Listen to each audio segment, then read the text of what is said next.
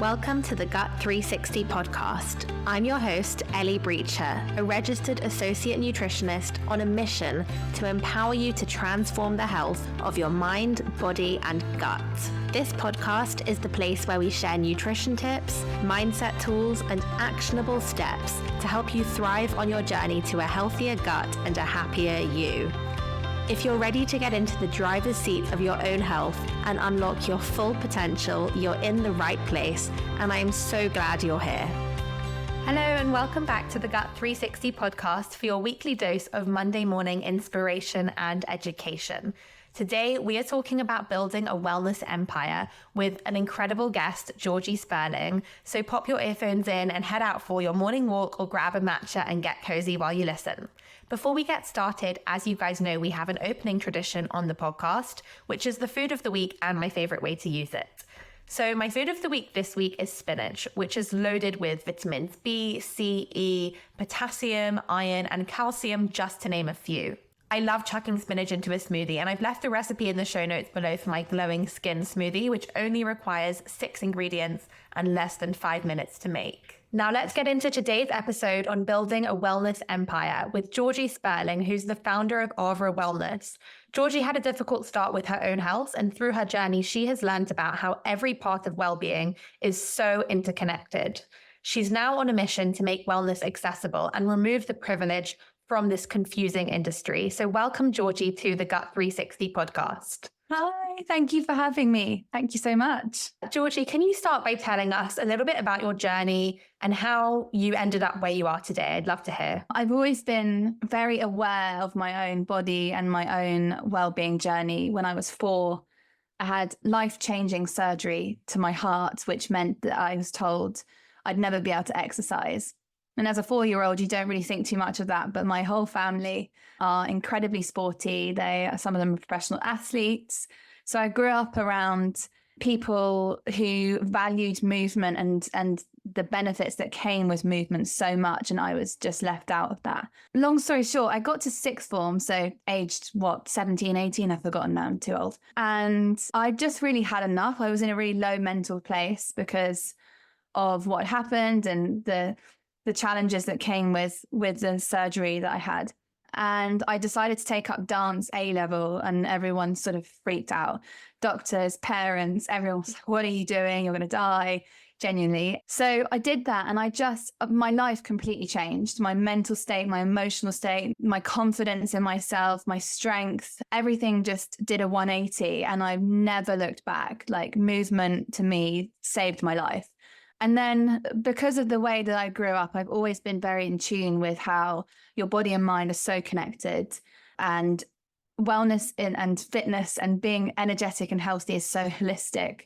So I then went into PTing. So I was a fitness coach for high net worths, for corporates, for some celebrities, etc. And I wasn't just their fitness coach, as I noticed, like if they were really stressed, they needed my help. If they were grieving something, they needed my help. And you would adjust the sessions to whatever their circumstance was.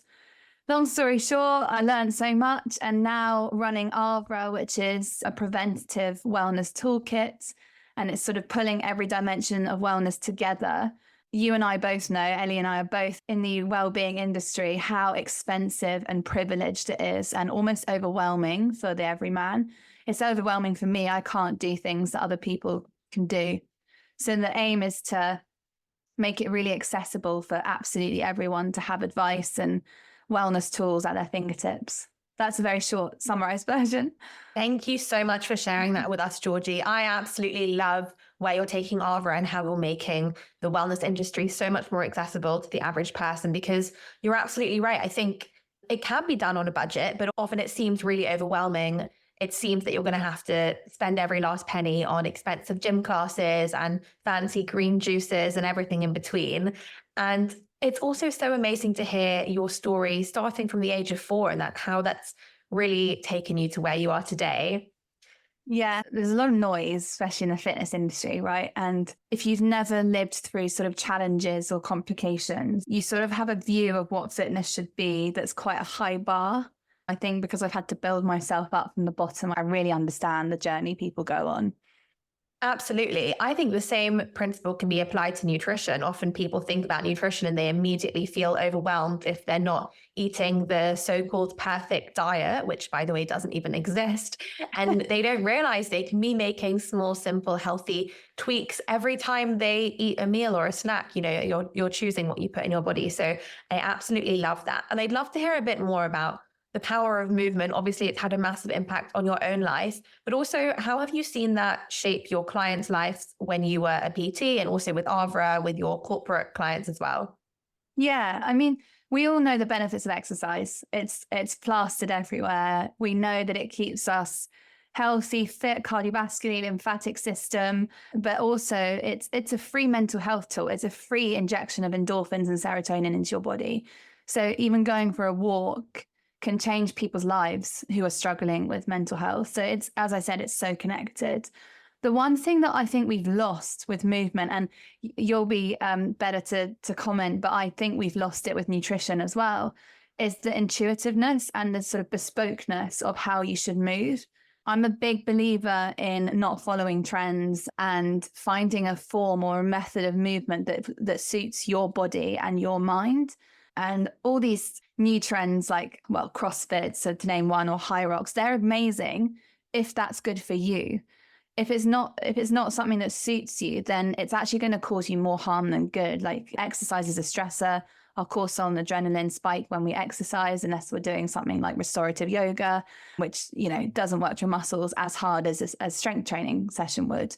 So it's about finding a balance. And I think people have lost that. I mean, you can comment better in nutrition. I think people have lost how to intuitively eat as well. I absolutely agree. I mean, the amount of clients I see who are already type A, overachievers, hard workers, waking up at the crack of dawn, smashing out a HIIT workout, thinking, you know, they're killing it, they're on top of the game, wondering why they're struggling with all these signs of high cortisol, because they're essentially injecting more stress into their life with these HIIT workouts. It makes me think of 17-year-old me who was going to Barry's boot camp early in the morning. And that was so not my thing. I love yoga. I love long walks and Pilates and bar. That's what I do now. Obviously the ARVRA workouts from your app as well. It's so important to learn to listen to our body. And of course, the same applies with food as well. You know, people see these diets trending and they see one celebrity go paleo. So they think they need to go paleo or low carb or low fat or whatever it might be. But at the end of the day, we just need to learn to listen to ourselves and nourish us as an individual. Yeah, I totally agree. And I think that there is so much noise and so much BS in this industry now that it's so hard to pull yourself away from that and find a route that works for you. I count myself lucky. I was forced to find a route that worked for me because the norm, let's call it in inverted commas, doesn't work for me, would make me ill. So yeah, I just think, and there's not really much out there that can help people in a holistic way. There's obviously like paying for a personal trainer, paying for a nutritionist, paying for a life coach or an NLP therapist. But who can afford that at the moment? Top 5% maybe have the privilege of being able to completely personalize their well-being. Otherwise, where is their help? Hopefully ARVRA now. Exactly. And that's where you come in, which is amazing. Now, I'd love it if you could talk to us a bit about the different pillars of wellness, how you see it and what you think the connection is there between these various pillars. Yeah. So the pillars that we have, well, we call them dimensions now, because if you, again, too much information, Google pillars of wellness, you get 70 different responses. So we've kind of flipped on its head. Movement, self-development, nutrition, mindfulness, and recovery are our dimensions. Now, within that is everything. And when I start listing the sort of breadth of topics that ARVRA, as you know, Ellie, support with, it can seem really overwhelming, but if it's in one place, then it's much easier to access. So stuff like hormones. If your hormones are out of whack, everything else is going to be a little bit topsy-turvy. If you're not sleeping, then Ellie will tell you better. Your hunger hormone, ghrelin, starts spiking, right? And you start reaching for things that aren't going to sustain or fill you up or satiate you. If you're not moving, then your body becomes lethargic. You don't get that serotonin and endorphin rush. You don't move your cardiovascular system. Also, we do things like financial well-being, because there's lots of studies out at the moment that finances are the number one cause of stress for the most people in the UK. We do relationship coaching. Our relationships can cause us an enormous amount of stress and trauma and anxiety. So all of these things people are having to think about to create the best version of themselves. And it's hard. It's ridiculously hard. And it's no one's perfect. But I think simplifying, I'm a big fan of simplifying everything. Don't try and complicate your own journey. Find what works for you and find help in a form that works for you. I couldn't agree more, because wellness doesn't need to be complicated. I especially love the self-development pillar or dimension. And I love that within that you have things like financial health. You've got amazing finance experts in the ARVRA app. I've watched some of the videos. Can you tell us a little bit more about how within self-development that can actually have an impact on our physical and mental well-being? Yeah, so we're hearing at the moment on socials, right? We just spoke about it before this, like about growth, personal growth. And I think it's so important. We can't just stay the same person. Like, I've had multiple chapters in my life. I'm a different person to what I was at age 18. And there's so much that falls into self-development, like productivity, how to focus more, how to plan your day, how to plan your finances, how to budget, how to talk to your boss, how to set boundaries. Like, I could go on for hours about, all the different topics. There's so much to it that is really beneficial for people. If you are someone who, we've all been there, it feels like their life is sort of all over the place and they're clutching at straws and they're trying to sort of sort their life out in a way that feels a lot calmer, then these things can really, self-development can really, really help with that. It can help balance anxiety and help balance stress and also prevent burnout. ARVRA is all about preventing. And so self-development is a massive part of that, by creating a structure within your life that can prevent you getting to crisis point or fight or flight all the time.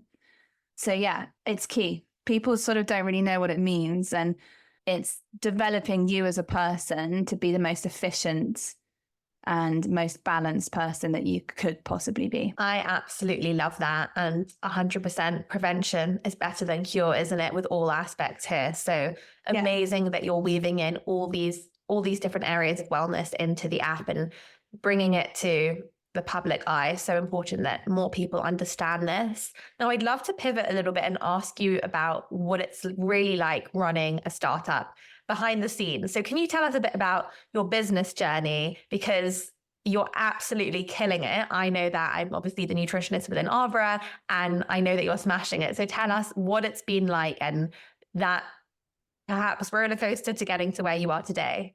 Yeah. I mean, I always laugh at this question because I'm very real compared to a lot of other people that I've heard answer this. But overall, my journey's been incredibly lucky and positive. Actually, I don't like using the word lucky because it's taken me 13 years to get to where I am now. But the best things about running your own business are, if you are passionate about it, then you get up every day and you really want it. If you're not passionate about something, my biggest bit of advice is don't do it, because you have to get up every day. You're loaded with pressure. That's a sort of a bit of a negative about running your own business. If you have investors, if you have a board, if you have people working for you, all three of those things automatically add pressure to your shoulders every single day. I'm really lucky that everyone that I work with in the core team or on my board are incredibly lovely people, but you're not always as lucky as me. It's hard. I don't know how else to say it. It's really, really tough. And I think you've got to be quite thick-skinned. Like if you've created something that's your baby and you get negative feedback about it, it really hurts. It personally hurts you. So it's all about resilience. It's all about building a thick skin. And it's all about knowing that you're doing your best. There's a lot of imposter syndrome that comes in with me day to day. Like, how am I doing this? I'm not the right person to do this. I can't run a business, etc. You've got to battle those thoughts. Can I pick you up on that? How do you deal with that imposter syndrome? I'd love to know for my own benefit. Please tell us.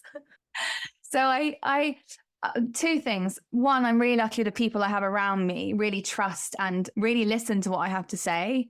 Two is being knowledgeable that you can't be good at everything. When you first start a business, like when I first started, and you're in a very small startup, You wear every single role, your CEO, COO, your MD, your app developer, you are the expert, you are content creator, marketing, your sales, everything. And very, very quickly, you have no choice at the beginning to do that when you start something.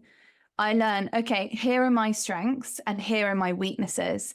I shouldn't be doing the weaknesses because that's fine. I can't be good at everything. And that's a really, really important thing with imposter syndrome.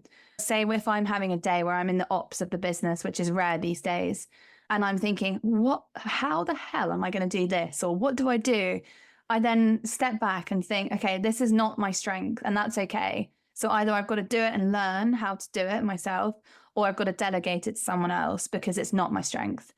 And a lot of people will see that maybe as defeatist, but actually it's changed my business, being able to realize that there are some things that I shouldn't be doing or I'm not the best to do, and focusing on the strengths. But the other thing is, if you started something that you're passionate about, you are the best person to do that. So when imposter syndrome comes in, that's literally just anxious thoughts that, you need to use tactics to get away with a lot of therapy. Such wise words of wisdom. Thank you, Georgie. I love that you're really highlighting the importance of delegating when necessary. As a business owner myself, I know that the single most beneficial thing I did for my business was hire a VA, a virtual assistant. And since I took her on board, she was my first team member. I have a couple more now. It's been the biggest game changer because initially I was used to doing everything, from the website to the design elements. Even with my business, Ellie's Granola, my first business back when I was still studying nutrition at university. Love that granola. I was doing the packaging myself. I was sourcing all the ingredients. You have to outsource because if you want to do something, you need to put your all into it. And there's only one of you at the end of the day. So I think that delegating is a sign of strength. It's not a sign of weakness at all. And it just allows you to thrive in your area of expertise and what you're most passionate about as well. And dedicate your time to doing what you love. I mean, I'm not saying that you love every moment of all the behind the scenes in the business. I certainly don't. But the more I delegate, the more it frees up my time to do what I'm best at. So I think that's super, super important. Thank you for sharing that with us. No, and if you can't delegate, just ask for help. You don't need to, if you're at a stage where you're running a business where you don't have employees, like it took me the best part of 2 years to have a full team, If you're not at this stage, which I wasn't at the start, me, myself and I, ask for help, ask a friend, ask your parents, go on LinkedIn and find a mentor that can help you. That's an amazing tip. Create your own network. Go to networking events, chat to people in your industry. I mean, I was DMing nutritionists on Instagram left, right, and center, asking for advice, asking to take people for a coffee or have a quick Zoom chat or something right at the start of my journey. Amazing. I think that's how you get your foot in the door, asking, for work experience back when I was studying or an internship, just going out of my way, even when it was totally outside of my comfort zone, pushing myself into that unknown area of networking, which feels a little daunting, but it pays off in the long term. Surrounding yourself with mentors who can lift you up is such an important tip. So thanks, Georgie. So on the Gut 360 podcast, we always take a 360-degree approach to gut health in particular, because, nutrition is just one piece of the puzzle. Movement is another, but it's about so much more. So could you tell us what practices or daily habits that you personally implement in your life to support your wellness? I love this question. Looks different every day. It depends how busy I am, which is a reality. I listen to a lot of podcasts and I see a lot of things online, and I'll be the real one again, where they're like, I just sit down and meditate for 40 minutes in a dark room. I don't have the time for that. And I know that. So it's about finding what works for you. For me, it could be as simple as putting my favorite song on, 2.5, 3 minutes, losing my SHIT, dancing to that favorite song, and it instantly resets me. It could be something like doing some emails outside on a walk or taking my call outside on a walk. It's feeding myself well really helps, obviously, as Ellie's nodding her head. So important. Yeah, making sure that you eat properly, making sure that I get to bed on time is a really, really important one for me. I need sleep, and turning your phone off and stopping work at a reasonable time is something that everyone should be doing, no matter what you do. There's no excuse. I really don't like hustle culture. I really don't like it. I understand why people do it. I've been in that position, you know, where you're thinking about work 24/7, 365 days a year, but it doesn't get you anywhere if you're going to burn out. So I think for me, it's just so simple. I move my body every day. That's the biggest thing that I am quite strict with. Otherwise, it's quite fluid and whatever I can fit in within my time constraints. But I make sure, even if it's a 10-minute walk or anywhere up to an hour's Pilates session, I will make sure I move my body every single day. Absolutely love all of those, especially the first one about blasting your favorite song and just having a 3-minute dance. What's your song? What's your go-to? Oh my God, I have so many. Here, let's get into it. Hold On by Wilson Phillips is just fantastic. I Will Survive, Gloria Gaynor, if you're feeling like you need some power. Can't beat it. You can't beat it. Or love of screaming to a bit of ARVRA Lavigne. ARVRA Lavigne, what a throwback. Yeah, another thing I've just started doing, actually, or I hadn't just started, maybe in the last year, is I always make time. I get up early enough to have my coffee relaxed. So I used to like get up, get out the door. And it's been the most life-changing thing for me to get up 10 minutes early and be able to sit and have my coffee. Just have that time. Even if I am on my phone, like, I'm not going to lie, I'm not perfect. Or even if I am thinking about work or thinking about writing my to-do list, at least I'm sat and I have 10 minutes to myself before I get up and everything starts happening, you know? That is so important. The power of alone time. We were obviously chatting about this just before we started recording. The power of spending some time on your own, whether it's 10 minutes at the beginning of the day or solo traveling like we were chatting about before. So underrated. So yeah, really, really important. And then I guess following on nicely from that, we have a closing tradition on the Gut 360 podcast where I ask every guest, what does a 360-degree approach to health look like for you? So perhaps one area that doesn't get enough airtime or your interpretation of it.